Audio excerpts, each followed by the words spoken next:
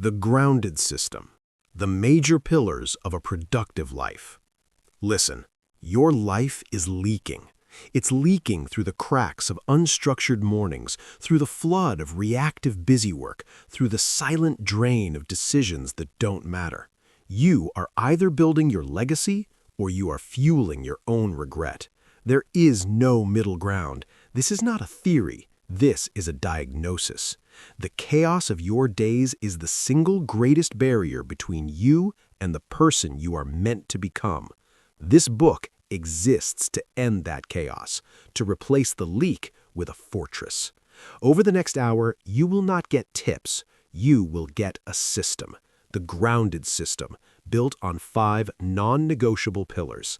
This is your wake-up call. Your life depends on what you do next. Pay attention. Chapter 1. Stop building on broken ground. All right, let's get one thing absolutely clear right now. You are exhausted. Not from the work, but from the pre-work, from the mental gymnastics of getting started, from the grand declarations every Monday morning, from the shiny, new January 1st plans that are dust by February. You're tired of your own promises. You're sick of your own reset button. Why? Because you are trying to build a palace on a foundation of sand. You can't build a palace on a foundation of sand.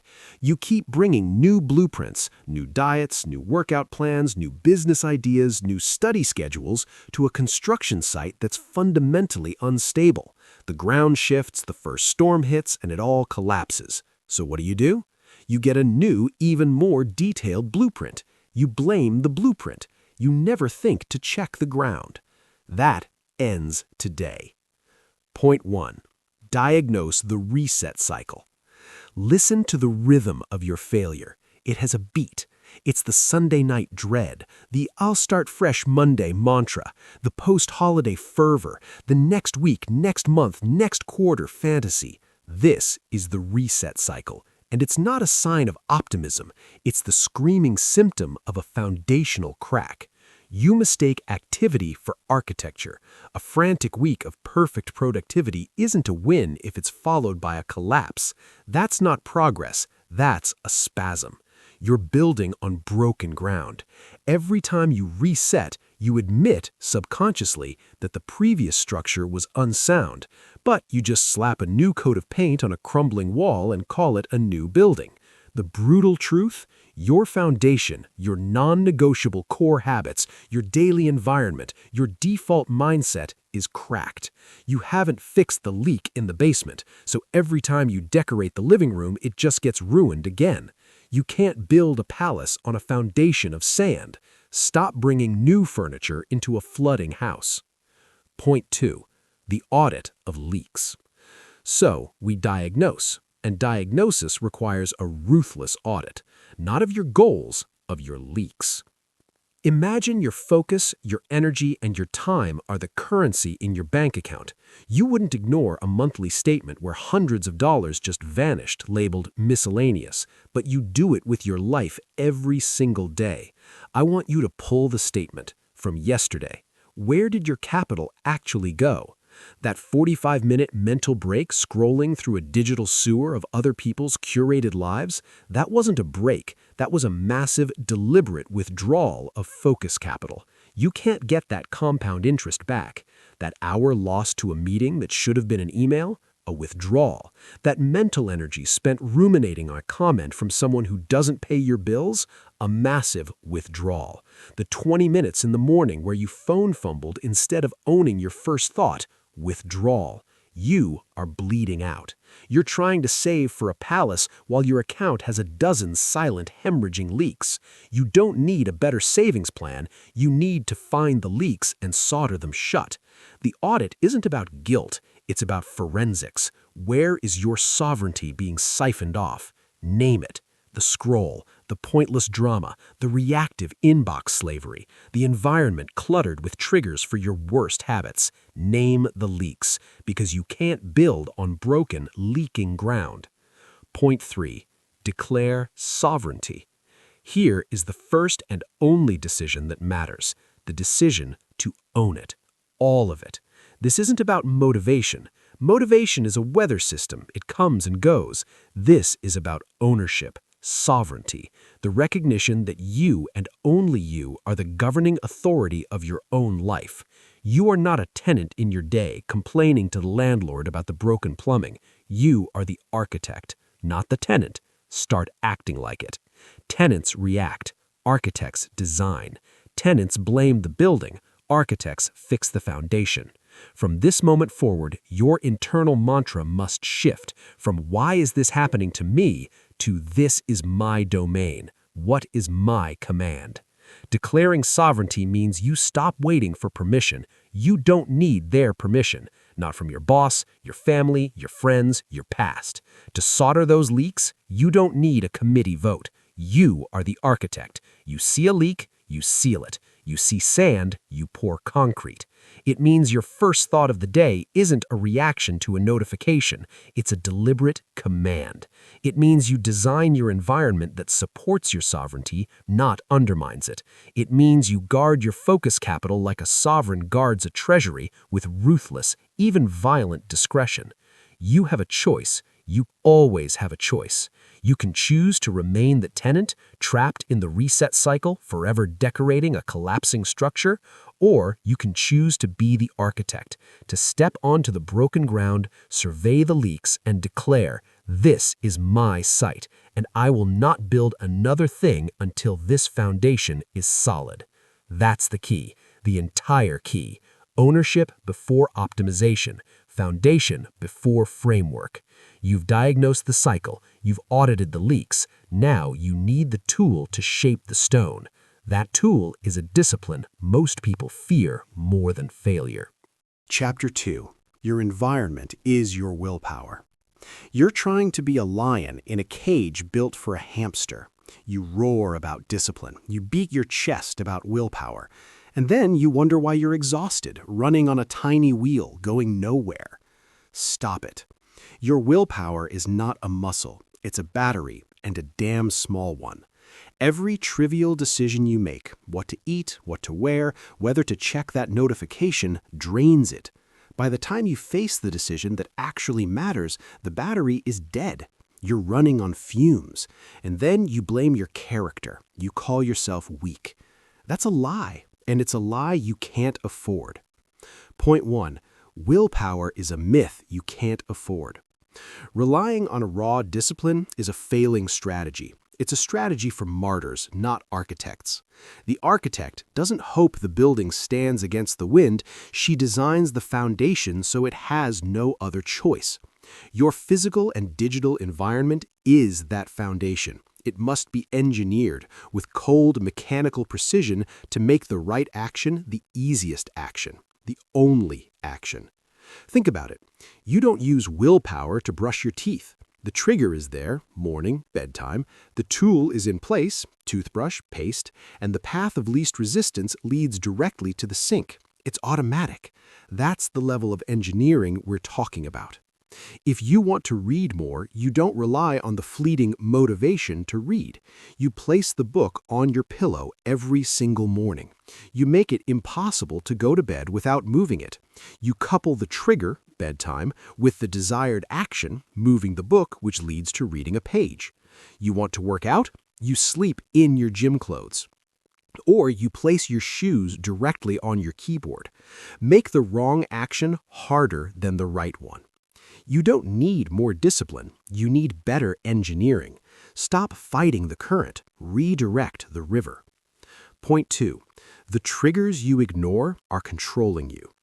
Your behavior is not a series of conscious choices, it's a chain of programmed reactions.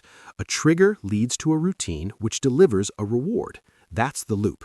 And right now, your environment is a minefield of triggers you didn't plant, executing routines you didn't choose for rewards that are bankrupting you. The ping from your phone, that's not a notification, that's a trigger. The default routine, reach, unlock, scroll. The reward, a hit of cheap, distracting dopamine. The open browser tab with social media, that's not a tab, that's a trigger. The messy desk, a trigger for mental clutter and procrastination. What you see is what you do. What you see is what you do. You look at a chaotic space, you produce chaotic work. You see a phone, you check it. You have a browser tab open to a news site, you will read it. These aren't lapses in judgment. They are predictable, engineered outcomes. You are being played by the design of your own surroundings. The triggers you ignore are the ones that control you. They are running the script of your day, and you're just reading the lines. Point 3. Design your cage. So you don't fight it, you use it. If you are a creature of triggers and routines, then you must design the cage that shapes the creature you want to be. This week, you will perform a default settings reset. You are not decluttering, you are performing hostile architecture on your own life. First, the digital cage. Uninstall apps. Don't just move them, delete them. Make yourself download them again if you want to fail. Use site blockers. Make the digital sewers inaccessible. Turn off every single notification that isn't from a human being you love or who pays you. Your phone should be a tool, not a slot machine. Design it that way. Next, the physical cage. Rearrange everything. Create zones with single purposes. This chair is for deep work. The desk is clean, only the tool for the next task. Your bedroom is for sleep and sex, period. No screens, no work. You want to be lazy? Fine, but make it require a conscious, difficult decision. Make the default path the productive one. You are the architect. Build a cage for your weaker self that only your stronger self can inhabit. Make the right action inevitable. Make distraction require effort. You have a choice. You can continue to drain your willpower battery fighting a losing battle against 1,000 invisible triggers, or you can engineer your environment to fight for you. That's the key. Your environment is your willpower, outsourced and automated. You've built the cage, now you must control the most dangerous trigger of all, the voice in your head. Chapter 3. The Single Arrow Focus Rule. You are not busy, you are distracted. There's a difference. You move through your day like a man being shot at from a dozen directions, spinning, ducking, firing back wildly. At the end of it, you're exhausted, covered in gunpowder, and you haven't hit a single target. You call this multitasking. You call this being a good soldier. I call it a lie that is stealing your soul, one fragmented thought at a time. Point 1. Multitasking is a lie that steals your soul. Let's get scientific for a moment because you need to see this as the neurological robbery it is. Your brain cannot focus on two conscious tasks at once. It can only switch between them rapidly, and every single time it switches, there's a cost, a context switching tax. You go from writing a report to checking a Slack message, back to the report, to a news alert, back to the report. You feel like a wizard, you're juggling, but neuroscience shows that each switch burns glucose, fatigues your prefrontal cortex, and introduces errors. It can take over 20 minutes to regain deep focus after an interruption. You are not multitasking, you are just paying the tax over and over until you are cognitively bankrupt. That productive hour where you had your email open, your messenger buzzing, and your work document up, you didn't have 3 windows open. You had one brain, and you were putting it through a shredder. You ended that hour feeling exhausted, anxious, and with nothing of substance completed. That's not productivity, that's self-sabotage with a smile. You can't build a palace by laying one brick in 10 different locations. You must lay them in sequence on a single foundation. Point 2. Define your one arrow. So we strip it all away. We go from a scattered quiver of arrows to one, a single, undeniable, non-negotiable arrow. Each day, before you check a single message, before you react to the world, you must define the one critical task that defines victory. Not a to-do list, a to-win list. One item. What is the one thing that if you completed it would make the day a success regardless of what else happens? What is the arrow? Until it's done, nothing else is the target. This is the ruthless prioritization of the architect. The tenant reacts to every demand, treating all tasks as equal. The architect knows that 95% of motion is noise, and only 5% builds the wall. Your one arrow is that 5%. Is it writing the proposal? Having the hard conversation? Completing the key module? It must be specific, actionable, and consequential. You will be tempted. Other urgent tasks will scream for attention. You will feel the pull to clear the smaller, easier things first to get them out of the way. That's the trap. That's you choosing to be a tenant, sweeping the floor while the foundation cracks. No. What is the arrow? You nock it. You draw the bow. You do not look away. Until it's done, nothing else is the target. Point 3. Ritualize deep work. Knowing your arrow is useless if you can't fire it. Firing it requires a ritual, a non-negotiable protocol that eliminates choice and creates tunnel vision. Here is the law. You will time block a minimum of 90 minutes for your one arrow. This is a sacred contract with yourself. First, you eliminate all access points. Your phone is in another room, not on silent, not face down, in another room. App blockers are on, eliminating digital escape routes. Your physical space is cleared for only this task. You have water. You have what you need. You are a pilot sealing the cockpit hatch. Then you set a timer, a physical timer, if you have one. The rule is absolute. You do not move from that space until the timer ends or the task is done. You do not get up for coffee. You do not quickly check anything. You do not answer the door. You are dead to the world. You are in the chamber. If your mind wanders, you gently, forcibly drag it back to the task. This isn't about inspiration, it's about installation. You are installing the neural pathway of deep focus through sheer repetitive force. It will hurt. It will feel unnatural. Your weaker self will whine and bargain. You ignore it. You do not move until the timer rings. That's the key. You don't need more hours. You need more depth. You need undiluted single-arrow focus. Multitasking is the lie of the tenant. Single-arrow focus is the discipline of the architect. You have your target. You fired your arrow. Now you must face the silence that follows, the space where doubt and distraction are born. Chapter 4. Energy, not time, is your currency.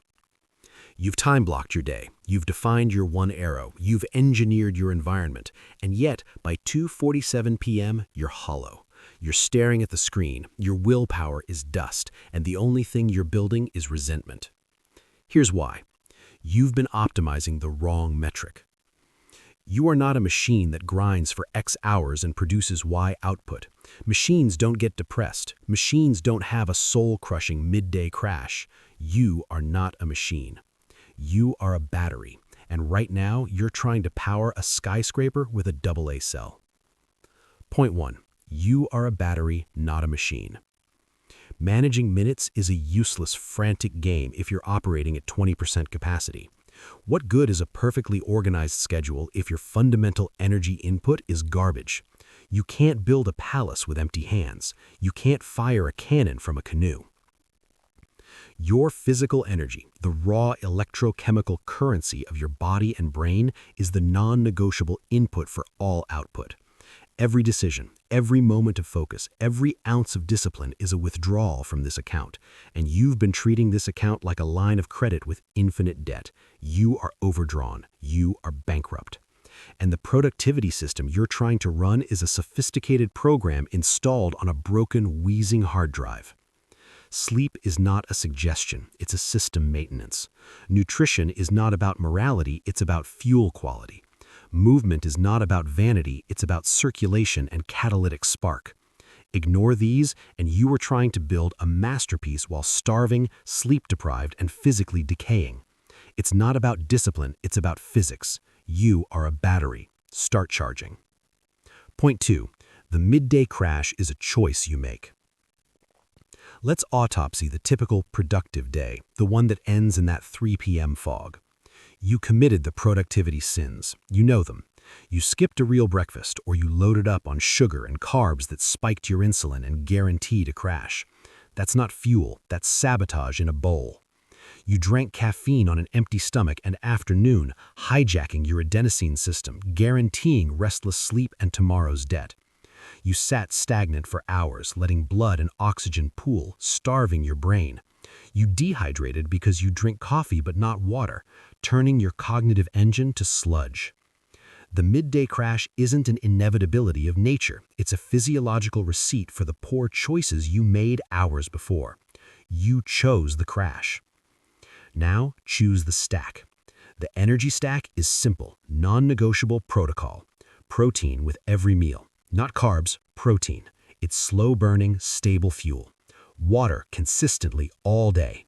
Your brain is 73% water. Dehydrated and expect focus, insanity. Sunlight within 30 minutes of waking. It sets your circadian rhythm, the master clock for your energy. Strategic movement every 45 to 60 minutes. Not a workout, a 90-second walk, a stretch, 5 air squats. It's a system reset. It's a deposit. You cannot withdraw what you do not deposit. That sugary lunch, a massive withdrawal. That stagnant hour, a withdrawal. The energy stack is your daily deposit schedule. Point 3. Schedule your renewal like a CEO.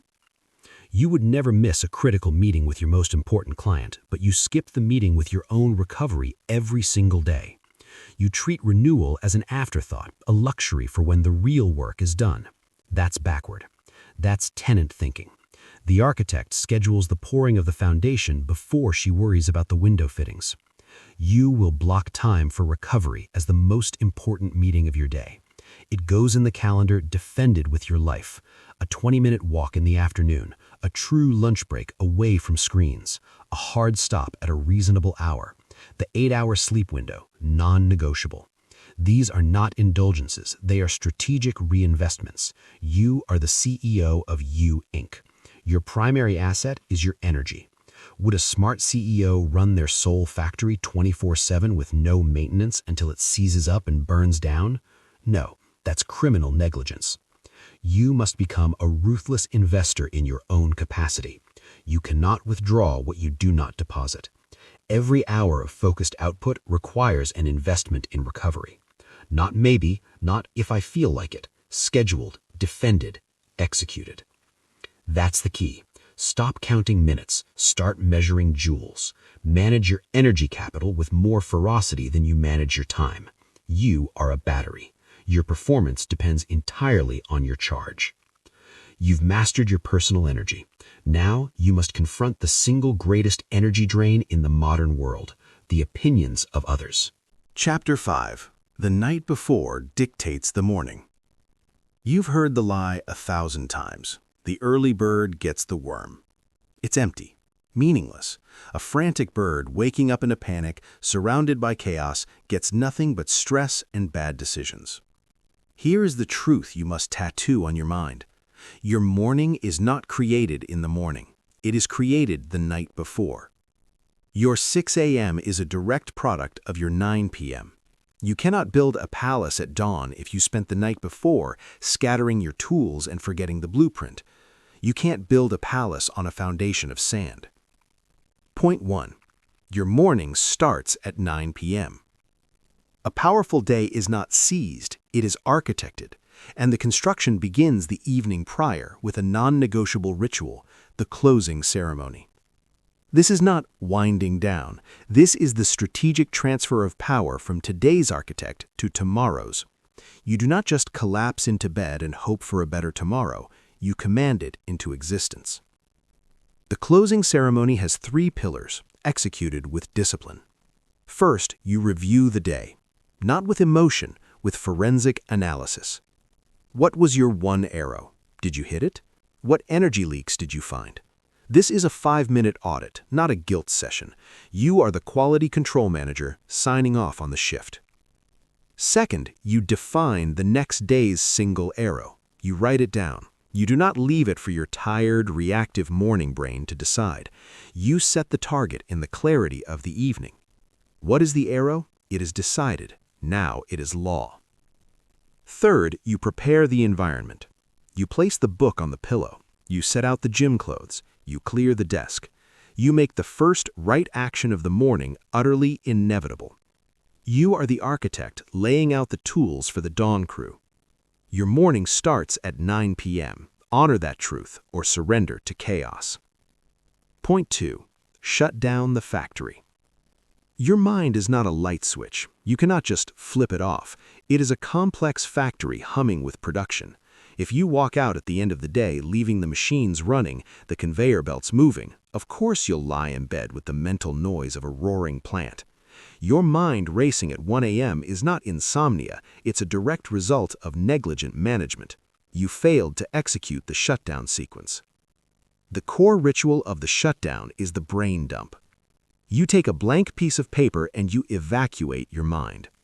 Every task, every worry, every don't forget, every half-formed idea, you get it out of the volatile, looping circuitry of your brain and onto inert, stable paper. It is no longer your job to remember it. It is the paper's job to hold it. This is not journaling. This is a cognitive evacuation. You are shutting down the production line, logging the work in progress, and powering down the machines. You do this after your review and planning. The brain dump clears the psychic debris so you can install the next day's clean program. Without it, you are trying to boot a new system on a cluttered, overloaded hard drive. It will crash every time. Point 3. Protect the sanctity of sleep. Now you must protect the shutdown. You must defend the factory's offline period with your life. Frame sleep not as passive rest, but as the first and most critical productivity task of the next day. It is when the construction actually happens, when memories consolidate, tissue repairs, and the mental system reboots.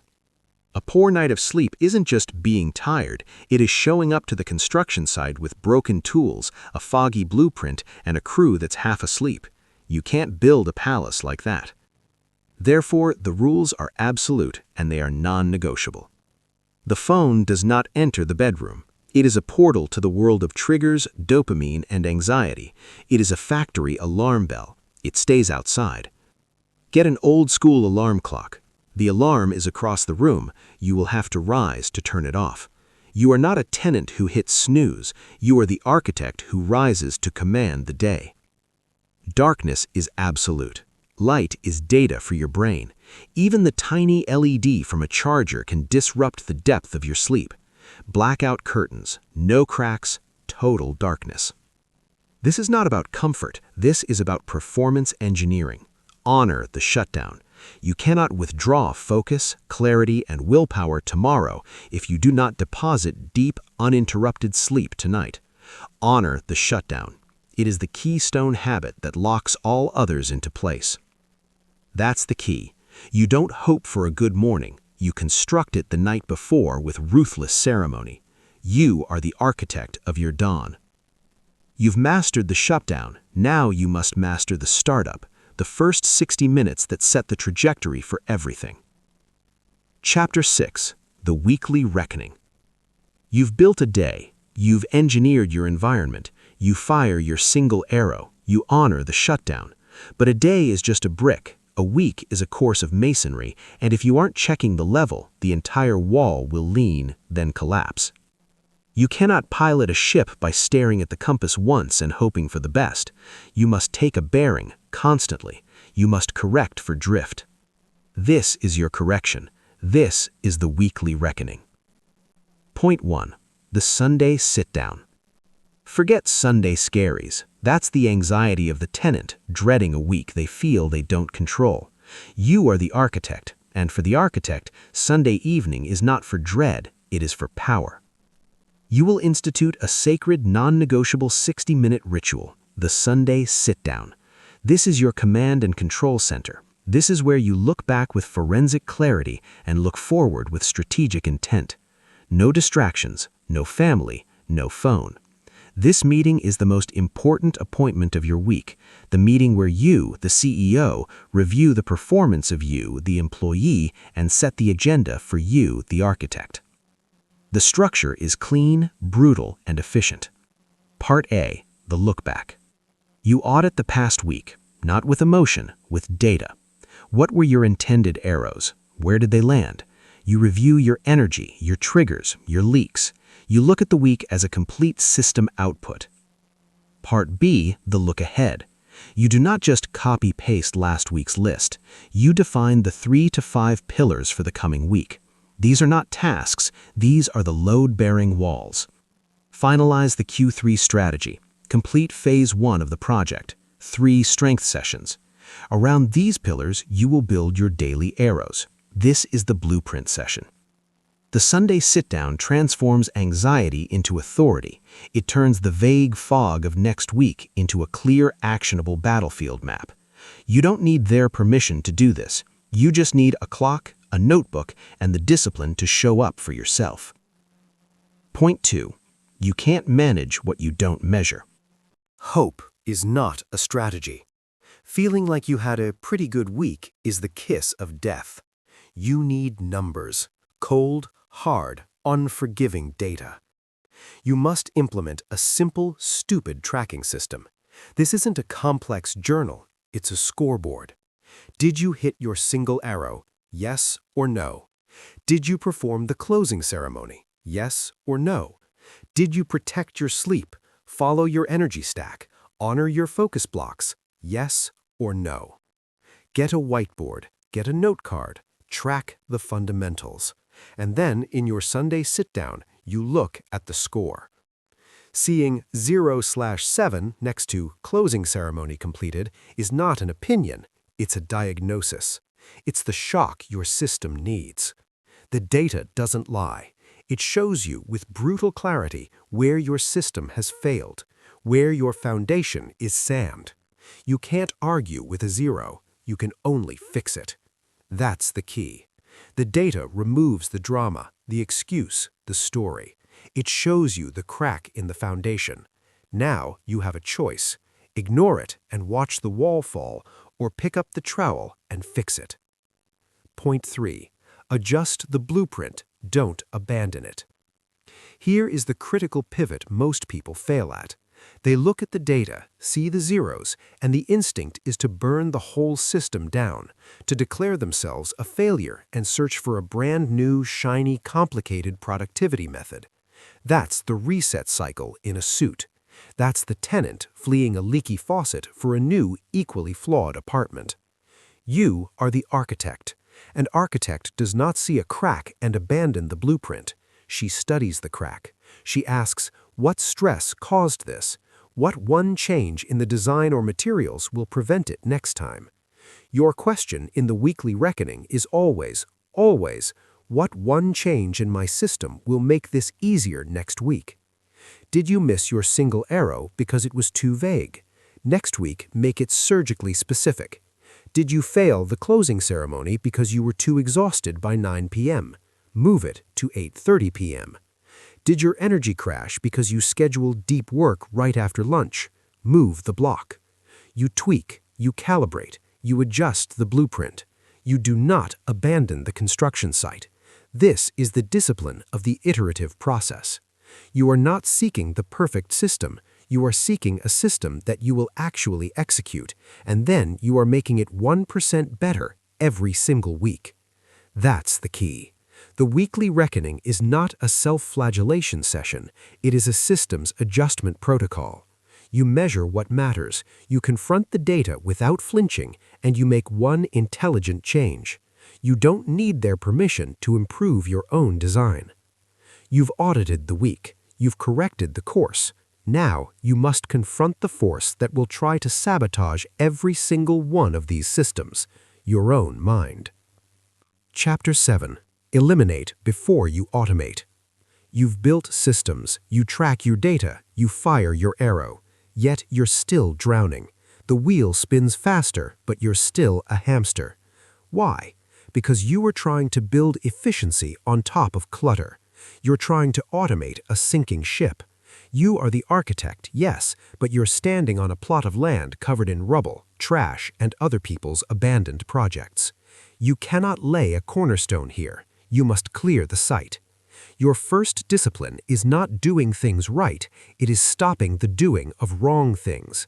Eliminate before you automate. Point 1. The tyranny of the optional. Look at your calendar. Look at your task list. Now, be brutally honest with me. How much of it is truly non-negotiable? How much of it, if left undone, would result in actual catastrophic consequences? Be honest. The answer is almost none of it. Most of what fills your day, your mind, and drains your energy is optional. It is there because you said yes to a request, maybe to an opportunity, or okay to a default. You were living under the tyranny of the optional, mistaking busyness for purpose. The most powerful word in your productivity arsenal is not optimize, it's no. You must expose the obligation myth. That weekly status meeting you dread? Probably optional. That committee you sit on out of guilt? Optional. That stream of quick questions that derail your afternoon? Largely optional. You have confused courtesy with contract. You are serving sentences for crimes you didn't commit. You don't need their permission to decline. You are the architect. You decide what gets built on your site. The first act of sovereignty is excision. Say no. Say it clearly, calmly, and without apology. If it's not a hell yes, it's a no. Start treating your time and focus like the finite, sacred resources they are. Point 2. The 80-20 rule of your life. Here is a universal law. 80% of your results come from 20% of your activities. 80% of your fulfillment comes from 20% of your relationships and projects. And conversely, 80% of your stress, drama, and wasted energy comes from a different 20% of toxic inputs.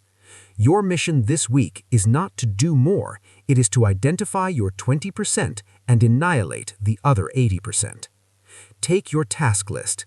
Which actions, if you double down on them, would actually move the needle?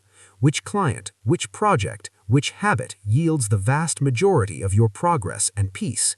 That's your 20%. Circle it in red. Now look at the other 80%. The busy work, the low-impact meetings, the networking that goes nowhere, the subscriptions that siphon your attention and money, the apps you open out of boredom, the projects you've kept on life support out of sentiment. Your command is ruthless elimination. What weekly meeting can you cancel, decline, or delegate? What subscription can you cancel right now? What someday project folder can you drag to the trash? This isn't minimalism for aesthetics. This is triage for your potential. You are clearing the rubble so you can pour the foundation. You can't build a palace on the foundation of sand and garbage. Point 3. Create no-go zones. Elimination isn't just about tasks, it's about people and access. Your focus is under constant siege. You must build a perimeter. You will create no-go zones. These are clear, non-negotiable boundaries. A no-go zone for people. I do not take work calls after 6 p.m. I do not discuss politics with that energy-draining family member. I do not entertain quick favors that turn into multi-day projects. A no-go zone for tasks. I do not check email before noon. I do not attend meetings without a clear agenda. I do not let errands fragment my deep work blocks. A no-go zone for digital spaces. My phone is not allowed in my bedroom. This browser is for work only. No social media. Notifications are dead. Protect your focus like it's the last currency you have, because it is. Every intrusion, every optional yes is a withdrawal from an account you can't afford to drain. If it's not a hell yes, it's a no. That's the key. You cannot automate clutter into clarity. You cannot systematize chaos. You must eliminate first. Cut away everything that is not essential, not aligned, not a resounding hell yes. The space you create will be filled not with more to-dos, but with the power to finally build what matters. You've cleared the site. Now you must confront the most dangerous distraction of all, the one that lives in your skull and sells you comfort in exchange for your future. Chapter 8. Consistency is the only skill that matters. Forget talent. Forget genius. Forget the lightning bolt of inspiration. They are sirens. singing you onto the rocks of your own grandiosity. You are chasing a phantom.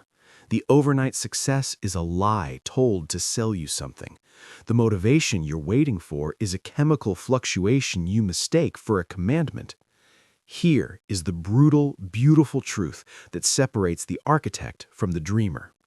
Consistency is the only skill that matters. Everything else is commentary. Point 1. Genius is a long game of showing up. You see the published author and think gifted. You didn't see the 10 years of writing one mediocre page a day, rain or shine, whether they felt like it or not. You see the athlete on the podium and think natural. You didn't see the 1,000 dawns where they trained injured, exhausted, and utterly unmotivated. Genius isn't a spark, it's a forge.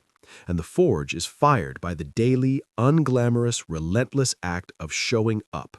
It's the writer who writes one page a day, every day. It's the entrepreneur who works on the business when there's no applause, every day.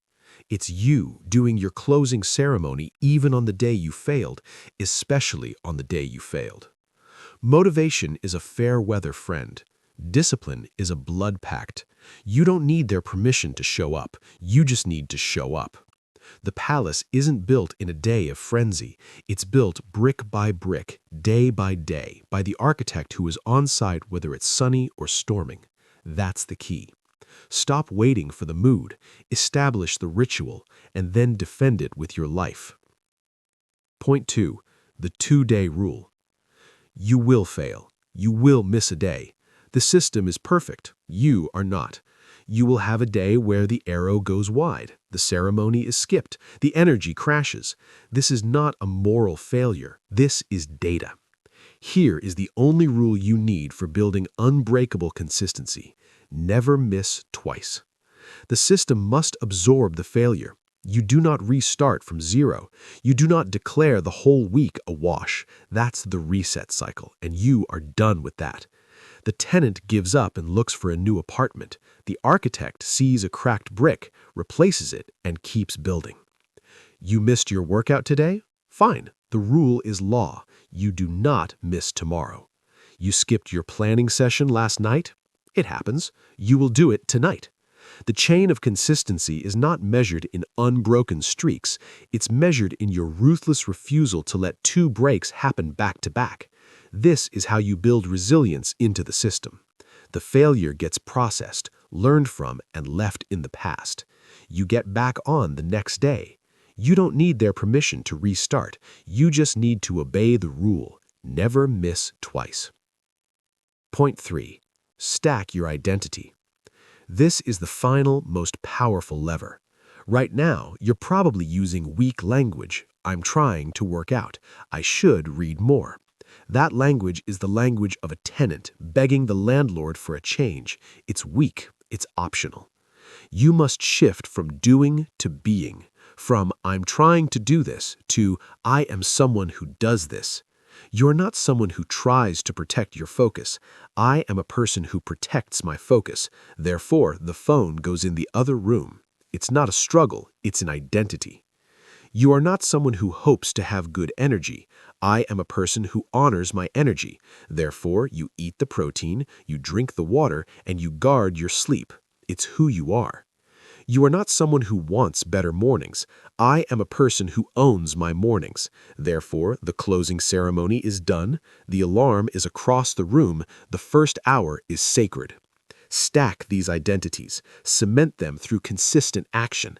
Every time you perform the action, you reinforce the identity. And every time you reinforce the identity, the action becomes easier, more automatic. You are building the foundation of your character, habit by habit. You can't build a palace on the foundation of sand and wishful thinking. You build it on the bedrock of I am. That's the key. Genius is just consistency with a reputation. Motivation is a myth. Discipline is identity in motion. You don't need a new plan. You need to show up today and tomorrow and the day after that. And when you fail, you follow the rule. You never miss twice. You've built the discipline of showing up. Now you must face the final, deepest leak, the stories you tell yourself about why you can't, shouldn't, or won't. Chapter 9. The Productive Self-Talk Loop. You've engineered your environment, you've built your rituals, you've declared your sovereignty. And yet, in the quiet space between actions, a voice rises. It's familiar. It's corrosive. You're lazy. You'll never finish this. Who are you kidding? You think this is your conscience, your intuition. It's not. It's a system failure. It's a bug in your code, and you've been letting this malware run your operating system your entire life. Your inner voice is not some mystical truth teller. It is a system, and right now it's running a legacy program of doubt, fear, and past failure. You must debug it. You must reprogram it. Your inner voice is not honesty. It's not being real. It is the single greatest productivity leak you have because it happens inside the machine. It siphons your energy, justifies your procrastination, and makes you the tenant in your own mind. You wouldn't let a pop-up ad run your business software, so why are you letting this sabotage script run your life? This is a critical system failure. It's not about feelings, it's about faulty programming. You are the architect of your mind, not its janitor cleaning up after its messes. You must get into the source code and rewrite it. You don't need their permission to change your own mind. You just need the commands. Point 2. Install the 3 commands. You don't fight the negative voice with positive platitudes. You're amazing feels fake. It clashes with the evidence. You fight it with better, more functional commands. You install tactical, operational software. When overwhelm hits and the voice says this is impossible, you do not argue. You execute command 1. What is the next smallest action? Don't think about the whole report. What is the smallest, physical, doable thing? Open the document, write the first heading. You reduce the mountain to a single stone, and you move it.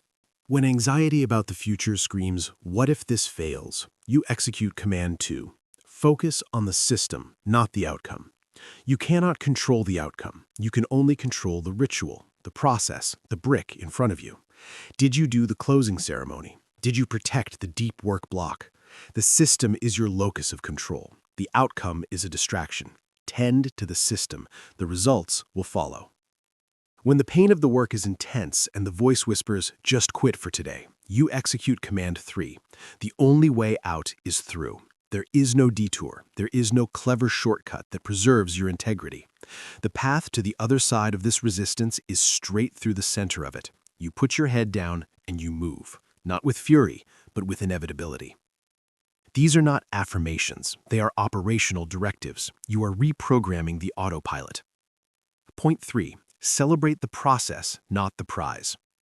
You've been trained to wait for the trophy, the finished project, the promotion, the number on the scale. And in the long drought between prizes, your motivation starves. Your inner voice turns cruel because you have nothing to show for your effort. You must retrain your reward mechanism. The victory is not in the finish line. The action is the achievement.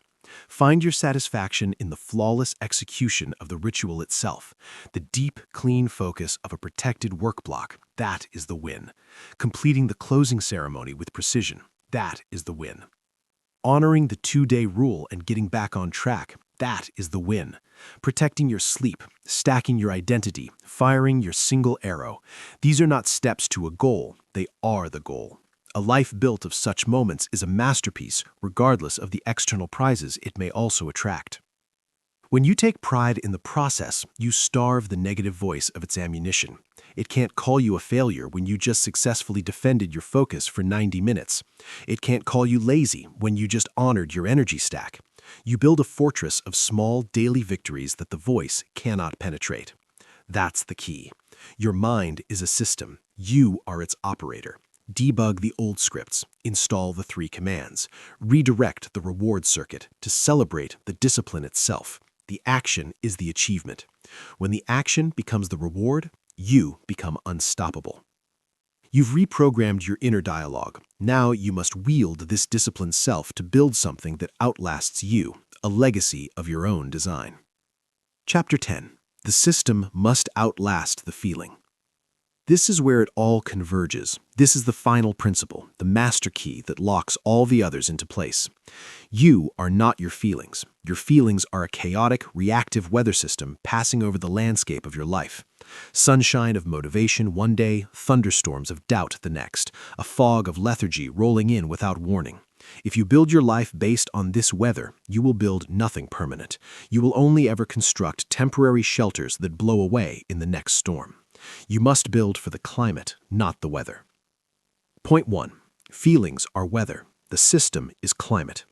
Your willpower, your inspiration, your fleeting bursts of want to, these are weather. They are temporary atmospheric conditions. They are not tools. They are not a foundation. Your grounded system, the rituals, the environment, the identity statements, the weekly reckoning, this is the climate. It is the predictable, stable, long-term environment in which your life grows. A good climate can withstand any storm. A good system functions perfectly whether you feel like a genius or a fool. You don't need to feel motivated to execute the closing ceremony. The system dictates it. You don't need to feel inspired to fire your single arrow. The blueprint has it marked. You don't need to feel strong to honor the 2-day rule. It is the law. The system outlasts the feeling. It must, because the feeling will always, always abandon you when the work gets hard. The system is what carries you through the desert when the well of motivation has run dry. You can't build a palace on a foundation of passing clouds. You build it on bedrock. Point 2. Your future self is your only client. Every single choice you make today, what you eat, what you focus on, what you neglect, what you say yes to, is not a contract with your present self. Your present self is a poor negotiator, easily bribed by comfort and distraction. Every decision is a contract with your future self. The person you will be tomorrow morning, the person you will be in a month facing a deadline, the person you will be in a year looking back at this moment.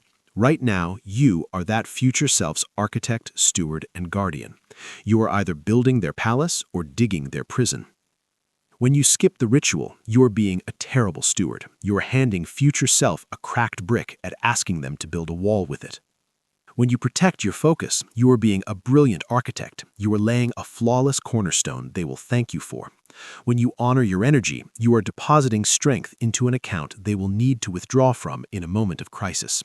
Your future self is your only client, and they are silent, trusting, and completely at your mercy. Build for them, not for the applause of today, not for the fleeting approval of others. Build for the silent, grateful nod of the person you are becoming. You are the architect of their life. Start acting like it. Point 3. This is not a finish line, it's a foundation. Hear this clearly. What you have learned here is not a 30-day challenge. It is not a hack, a shortcut, or a temporary fix you apply until you feel better. This is the new operating system for your life. The old OS was buggy. It ran on the malware of external validation. It crashed whenever the weather of your feelings turned bad. It was built on sand.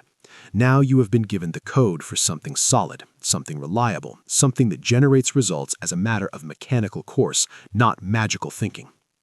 There is no graduation day. There is only installation day, and then execution day, and another. Your final command is this: install it, run it, every single day, until it is who you are. Install the closing ceremony. Run the weekly reckoning. Fire the single arrow. Guard your energy like the currency it is. Say no to everything that isn't a hell yes. Debug your inner voice. Never miss twice. Do it easy. Do it impossible. Do it especially when you don't feel like it. That's the whole point. The system must outlast the feeling.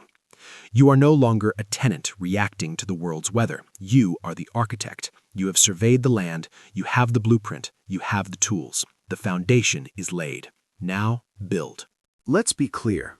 Information is worthless without execution. You now have the blueprint, the strong foundation pillars, your engineered environment, your single arrow focus, your ritualized energy, your proactive preparation, your relentless consistency. This is the grounded system. It works if you work it. Not when you feel like it, not on perfect days, on all days. The chaos ends now.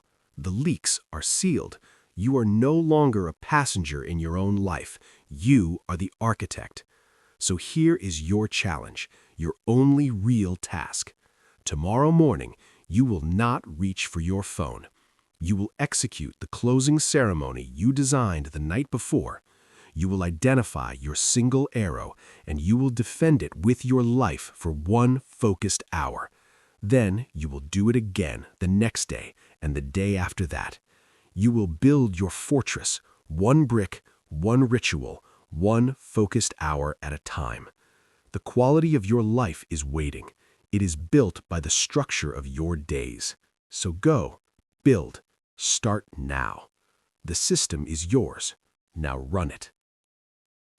End of audiobook.